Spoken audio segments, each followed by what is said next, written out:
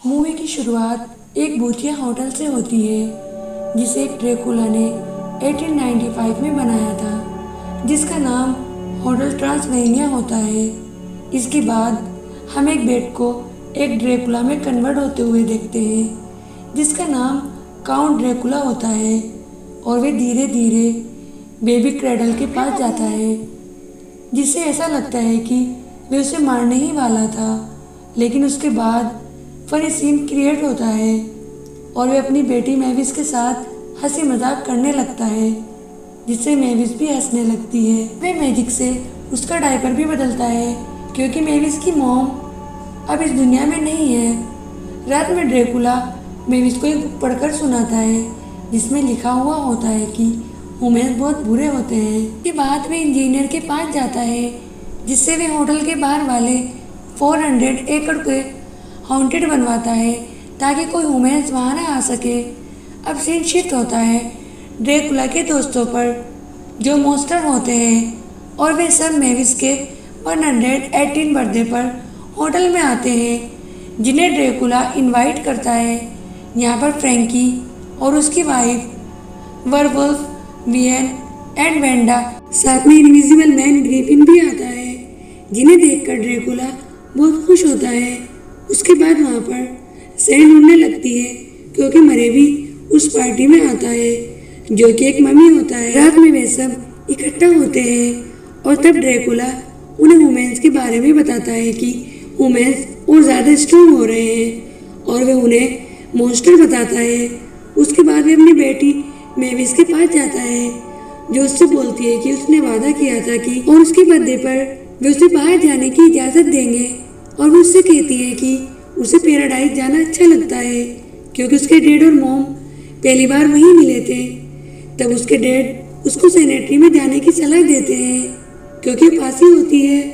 तभी वहाँ पर ड्रैकुला के दोस्त भी आ जाते हैं, और जब उन्हें पता लगता है कि ड्रेक ने मैविस को बाहर जाने की इजाज़त दे दी है, उन्हें बड़ी हैरानी होती है। उसके बाद वे मैविस को इंसानों से सेफ रहने की सलाह देते हैं। तब मैविस इंसानों के विलेज में चली जाती है और ड्रेक उसको फॉलो करता है। मैविस को देखकर बहुत से ह्यूमन्स आग लेकर उसको मारने के लिए आते हैं। तब वे उदास होकर वापस घर आ जाती है और अपनी जिद करने की वजह से अपने डैड से माफ़ी मांगती है। अब वे कभी बाहर नहीं जाएगी और उनसे वादा भी करती है। उसके बाद ड्रेक बहुत खुश होता है क्योंकि सब कुछ उसके प्लान के मुताबिक ही तो हुआ था। उसने ही जुम्बीज को इंसान बनाकर भेजा था और वे विलेज भी उसने ही खुद क्रिएट किया था। दरअसल वे किसी भी तरह मैविस को इंसानों से दूर रखना चाहता है, लेकिन वे उसका दिल भी तो नहीं तोड़ सकता था, इसीलिए वे उससे झूठ बोलता है। तभी हम उस होटल में एक इंसान को एंटर होते हुए देखते हैं। तब ड्रेक उसे और मॉन्स्टर से बचाकर एक रूम में ले आता है और उससे पूछता है कि तुम यहाँ पर कैसे आए। तभी उसे बताता है कि उसने कुछ आदमियों को जलते हुए देखा और उनका पीछा करता हुआ इस शानदार कैस्टल में आ गया। अब ड्रेक परेशान होकर जॉनी को भी मॉन्स्टर का लुक दे देता है क्योंकि अगर किसी की नज़र उस पर पड़ जाती तो वे सब उसे मार देते। अब हम जॉनी को ड्रेक के साथ लाउंज में आते हुए देखते हैं, जो सब मॉन्स्टर को देखकर ये समझ रहा होता है कि यहाँ पर कॉस्ट्यूम पार्टी चल रही है। इसके बाद हम देखते हैं कि शेफ का चूहा जॉनी की स्मेल सूंघकर उसे बताता है कि ये एक इंसान है, लेकिन शेफ यकीन नहीं करता। उसके बाद हम देखते हैं कि जॉनी मजाक करता हुआ एक कंकाल के पास जाता है और उसमें हाथ दे देता है। तब उसे रियलाइज होता है कि यहाँ पर कुछ भी कॉस्ट्यूम पार्टी नहीं चल रही, बल्कि यहाँ पर सब रियल है, और वह डरकर भागने लगता है। तभी वे सीढ़ियों पर आती हुई मैविस से टकराता है, जो वेंडा को सीढ़ियों से नीचे ला रही होती है। तभी वहाँ पर ड्रेक आ जाता है और जॉनी को एक रूम में ले आता है जहाँ जॉनी बहुत ज़्यादा डरा हुआ था क्योंकि उसने कभी ड्रैकुला को नहीं देखा था। और तब ड्रैकुला उसे लेकर कैस्टल से बाहर जाने लगता है कि तभी वहाँ पर मैविस आ जाती है और जो पेट की फॉर्म में होती है। उसके बाद ड्रेक अपनी बेटी से डरकर जॉनी को फिर से कैस्टल में ले आता है और वे मैविस से तरह तरह के बहाने बनाता है कि जॉनी एक हनी बियर्ड मॉन्स्टर है, और वे उसे लेकर एक सीक्रेट टनल के पास जाता है ताकि वे उसे होटल से भगा दे। रास्ता ढूंढते ढूंढते वे एक रॉन्ग रूम में आ जाते हैं। उसके बाद वे ऐसे रूम में जाते हैं जहाँ ड्रेक के सब दोस्त होते हैं और वे उसे गाना गाने के लिए बोलते हैं। तब ड्रेक उसे बोलता है कि उसने काफ़ी टाइम पहले गाना गाना छोड़ दिया था, जब से उसकी वाइफ की डेथ हुई थी। इतने में वहाँ मेविस भी आ जाती है और जॉनी अपने आप को फ्रैंकस्टाइन का कजिन बताता है। तभी वहाँ पर हम सब मॉन्स्टर को म्यूजिक बजाते हुए देखते हैं। जॉनी को ये सब बहुत बोरिंग लगता है और वे अपनी पसंद का एक रॉक सॉन्ग गाता है जो सबको बहुत पसंद आता है।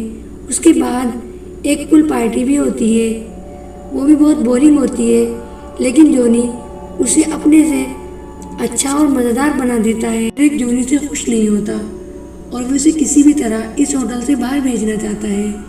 तभी उसे लेकर एक ग्रेवयार्ड में जाता है जहाँ वे जॉनी को हिप्नोटाइज करता है, लेकिन जॉनी हिप्नोटाइज नहीं होता क्योंकि उसने कॉन्टैक्ट लेंस लगा रखे थे। तभी वे उसको वार्न करता है कि वे वापस दोबारा होटल में न आए। और तब जॉनी जा रहा होता है तभी वहाँ पर मेविस आती है और उसे एक सीक्रेट रास्ते से ऊपर रूफ पर ले जाती है जहाँ वे उसे सनराइज का नज़ारा दिखाता है जो आज से पहले मेविस ने कभी नहीं देखा था। अब हम देखते हैं कि बातें करते हुए अचानक जॉनी छत से नीचे गिर जाता है और वे सीधा ड्रेक की गोद में गिरता है, जिसे देखकर ड्रेक को बहुत गुस्सा आता है। और उसके बाद नेक्स्ट सीन में ड्रेक टेबल की सेटिंग करता है। तब जॉनी भी वहाँ आता है और उसे परेशान करता है और वे एक टेबल पर बैठकर उड़ने लगता है।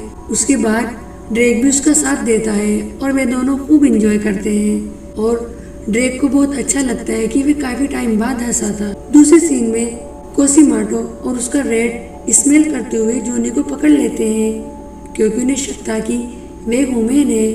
तब ड्रेक अपने सोल्जर्स को जॉनी को बचाने के लिए भेजता है, लेकिन शेफ उसे लेकर किचन में आ जाता है और उसे वे फायर पर रखकर भूनने लगता है। तभी वहाँ पर ड्रेक आ जाता है और वे जॉनी को बचाकर एक ऐसे रूम में ले आता है जो कई सालों से बंद था।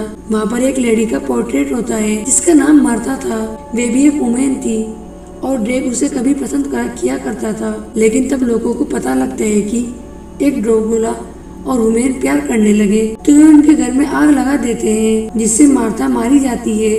तब से ड्रेक को इंसानों से बहुत नफरत हो जाती है और ये सारी बातें सुनकर जॉनी को बहुत दुख होता है और वे ड्रेक को और ज्यादा दुखी नहीं करना चाहता, इसीलिए वे इस होटल से बाहर चला जाने को बोलता है।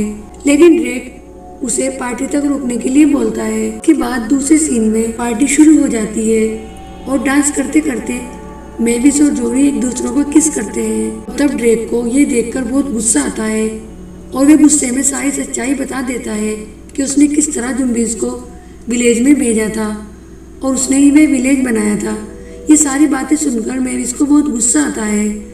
तभी वहाँ पर शेफ भी आ जाता है और जो सबको बताते हैं कि जॉनी एक वुमेन है और सब मॉन्स्टर ये सुनकर डरकर भागने लगते हैं। लेकिन मेविस फिर भी उसे एक्सेप्ट करती है और जॉनी ड्रेक की खुशी के लिए मेविस से झूठ बोलता है कि वो उससे प्यार नहीं करता और वो बोलता है कि उसे मॉन्स्टर पसंद नहीं। अब सारा माहौल सैड हो जाता है। इधर मेविस छत पर जाकर रो रही होती है। तभी वहाँ पर ड्रेक उसको समझाने के लिए आता है और वो उसके हाथों में एक नोटबुक देखता है जो मार्था ने अपनी बेटे के लिए लिखी थी। और उसके बाद ड्रेक को अपनी गलती का एहसास होने लगता है और वे सब मॉन्स्टर को रोकता है क्योंकि वे सब इस होटल से जा रहे होते हैं और वे उन्हें बताते हैं कि वुमेन्स बहुत अच्छे होते हैं और वे उनकी अच्छाइयों के बारे में भी उन्हें बताता है। तब ड्रेक और उसके दोस्त जॉनी को रोकने के लिए सिटी में जाते हैं। ड्रेक देखता है कि जॉनी प्लेन में बैठा हुआ है और उसके बाद वे एक पायलट को हिप्नोटाइज करके अपना मैसेज जॉनी के लिए भेजता है कि उसे मेविस और उसके प्यार पर कोई एतराज नहीं है। और तब वे ड्रेक को लेकर वापस होटल में आ जाता है। मेविस जॉनी को देखकर बहुत खुश होती है और उसे हग करती है। उसके बाद वे एक दूसरे को किस करते हैं। इसी तरह मूवी की हैप्पी एंडिंग हो जाती है।